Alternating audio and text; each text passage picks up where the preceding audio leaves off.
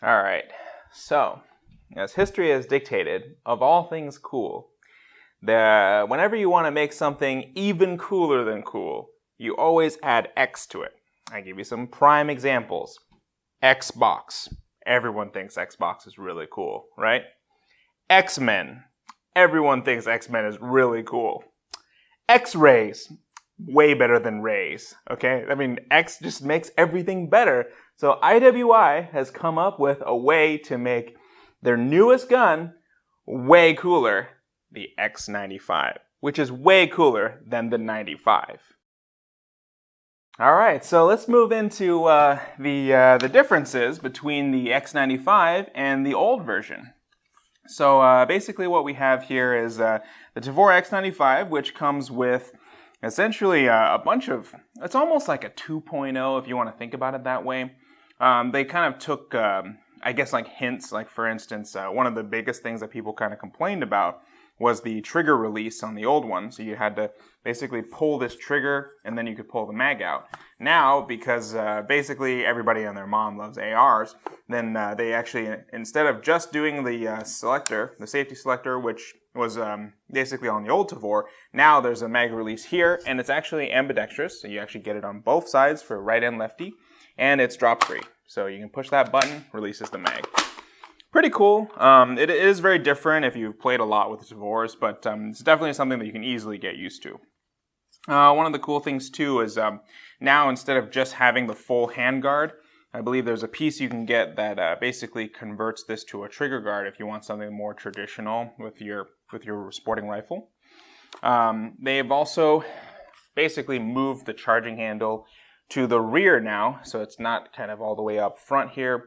I don't know why that was a problem before, but I guess people wanted the charging handle to be closer to the rear, so people with shorter arms, I guess, can reach it better. I have no idea. That's maybe why they got the bullpup, because everything's like pulled back towards you, so it's easier to control the whole rifle. I have no idea. One thing that was a major complaint about the old Tavor is the trigger was really, really mushy and just terrible overall. So Geissele has come up with their solution for, making the Geissele trigger. With this one, honestly, I don't see it being a huge problem because they actually lightened it up a lot.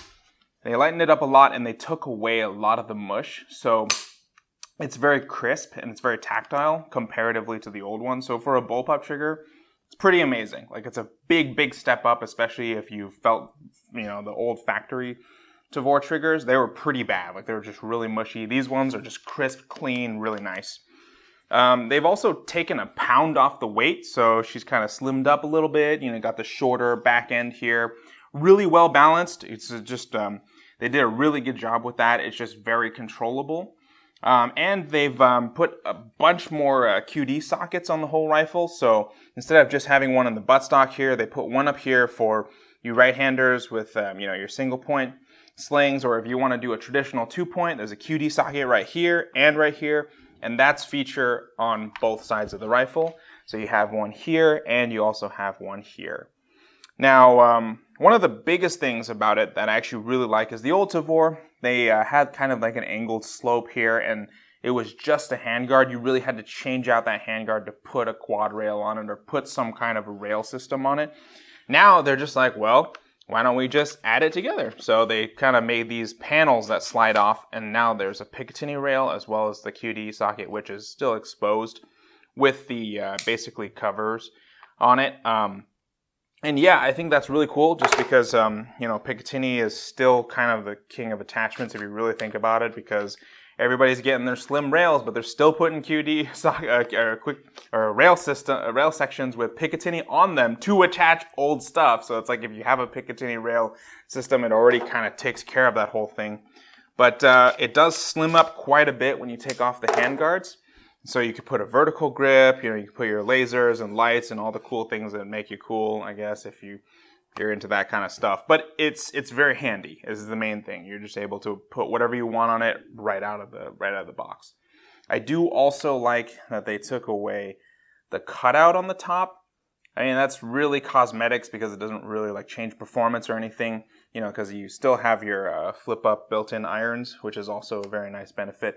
But having a solid rail, I just think looks nicer and kind of cleaner. So That's a minor thing. But for the most part, it really is the IWI Tavor 2.0 X95. That's pretty much all I have to say about it. Otherwise the gun performs the same way. This is the 16-inch black version. And yeah, that's basically it. If you have any other questions, you can list them in the comments below. If you like the video, please like and subscribe to our YouTube channel. We also have a Facebook page, and you can definitely check that out in the annotations. And yeah, we'll catch you next time. Thanks.